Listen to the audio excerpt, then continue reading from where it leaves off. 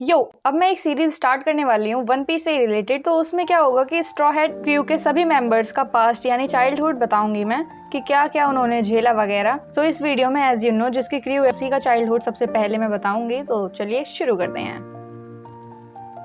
East blue के don island के एक छोटे से गांव फूशा विलेज में 19 साल पहले एक लड़का पैदा हुआ जिसका नाम था मंकी डी लूफी। उसके पिता हैं दुनिया के सबसे खतरनाक रिवॉल्यूशनरी मंकी डी ड्रैगन। माँ का हमें अभी पता नहीं है, लेकिन लूफी की परवरिश उसके दद्दू ने की थी मंकी डी गार्प ने, जो कि मरीन वाइस एडमिरल हैं। गार्प एक नॉर्मल दद्दू बिल्कुल नहीं थे। वो लूफी को अपनी तरह ही स्ट्रॉन्ग मरीन सोल्जर बनाना चाहते थे और उसी के लिए वो लूफी को ट्रेनिंग देते थे बहुत ही खतरनाक, जैसे कि कभी उसे घाटियों में से फेंक देना, कभी उसको जंगल में अकेला छोड़ देना, कभी उसको बलून में बांधकर उड़ा देना, ऐसा सब। बेचारा लूफी बचपन में कितनी मेहनत करी है उसने भाई, तभी वो इतना स्ट्रॉन्ग है। ऐसे उसकी ट्रेनिंग चलती रही। फिर जब लूफी 6 साल का था तब एक दिन गांव में आए दुनिया के सबसे मशहूर पायरेट्स रेड हेयर शैंक्स और उसकी क्रू। लूफी उन्हें देखकर उनका दीवाना हो गया। उसने डिसाइड किया कि वो भी शैंक्स की तरह पायरेट बनेगा और उनके साथ उनके क्रू में शामिल होकर समुद्र में सफर पर जाएगा। लेकिन शैंक्स उसका मजाक उड़ाता था और उससे डरपोक बोलता था, ऑब्वियसली उसे चिढ़ाने के लिए। तो लूफी ने खुद को प्रूव करने के लिए कि वो कैपेबल है पायरेट बनने के लिए, उसने अपनी आंख के नीचे खुद को चाकू से काट दिया और वही बन गई उसकी निशानी।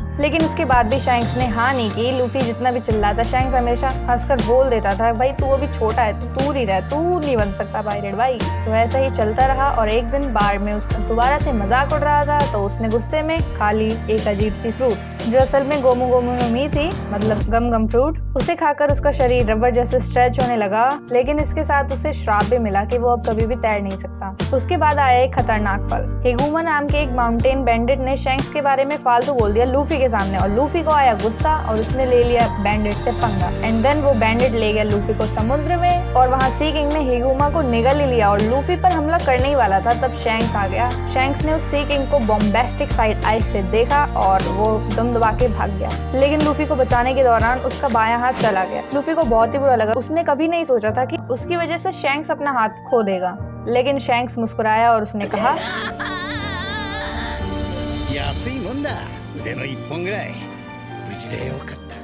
उसके बाद रेड हेयर पायरेट्स फूशा विलेज से रवाना होने की तैयारी कर ही रहे थे और वही दिन था जब लूफी ने अपना सपना पक्का कर लिया। अब उसका सपना शैंक्स के क्रू में शामिल होना नहीं था, बल्कि खुद की एक क्रू बनाना था और उसने शैंक्स को ये बताया कि मैं बनूंगा पायरेट किंग। शैंक्स ने हंसकर बोला, तू अभी बहुत कमजोर है, लेकिन लूफी ने कहा, तुमको सरपास करूंगा, तुमसे भी ज्यादा स्ट्रॉन्ग और ट्रस्ट वर्दी क्रू बनाऊंगा। ये सुनकर शैंक्स ने अपनी सबसे कीमती चीज लूफी को दी, उसकी स्ट्रॉ हैट। जब तुम एक बड़े पायरेट बन जाओ तब मुझे ये वापस कर देना, ऐसा शैंक्स ने कहा। और वही दिन था जिसमें लूफी के सपने की असली शुरुआत हुई। शैंक्स के जाने के बाद गार्प ने लूफी को माउंटेन बैंडिट कर्ली ददान के पास छोड़ दिया। वहाँ लूफी की मुलाकात हुई पोर्टिगस डी एस से। शुरू में एस लूफी को भाव तक नहीं देता था, लेकिन फिर भी लूफी उसके पीछे पड़ा रहता था, उसका पीछा वो कभी नहीं छोड़ता था। फिर ऐसे ही एक और लड़के की एंट्री हुई जिसका नाम था साबो। एस और साबो दोनों का अपना सीक्रेट था। उन्होंने बहुत सारा खजाना छुपा कर रखा हुआ था। वो लूफी को पता चल गया। उसने उनसे बोला कि मैं भाई तुम्हारा सीक्रेट किसी को नहीं बताऊंगा, तुम मुझे भी अपने साथ खिलाओ, मतलब अपने साथ ही रखो। लूफी को उनका राज पता चल गया था तो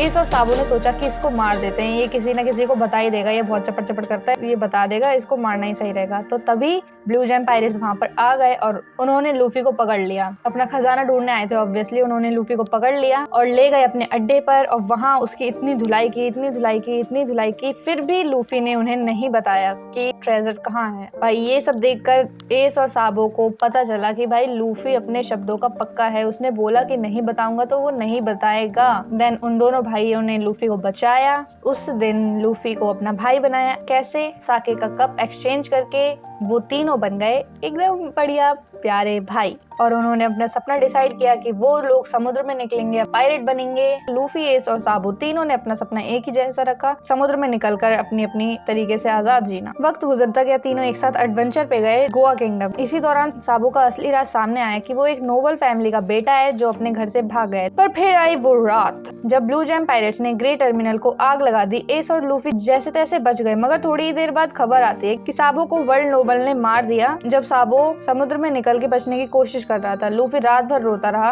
और अगली सुबह एस आता है और लूफी एस से एक प्रॉमिस करवाता है कि एस कभी नहीं मरेगा। And they decided to be stronger to protect their loved ones. फिर अगले 7 साल तक एस और लूफी एक साथ ट्रेनिंग करते रहे। लूफी ने अपनी डेविल फ्रूट पावर्स को मास्टर करना शुरू किया। 14 साल की उम्र में लूफी ने एस को अलविदा कहा जब एस अपने खुद के पायरेट सफर पर निकल गया। और फिर उसके 2 साल बाद 17 साल का लूफी अपने खुद के सफर के लिए तैयार था। उसने ददान फैमिली से विदा ली, फूशा विलेज वापस गया और कहा अब मैं चल पड़ा हूँ पायरेट किंग बनने के लिए। और एक छोटी सी बोट लेकर और एक छोटा सा बैरल लेकर वो निकल पड़ा और उसने सबसे पहला अटैक किया गोमू गोमू पिस्टल, उसी सी किंग पर जिसने शैंक्स का हाथ खाया था।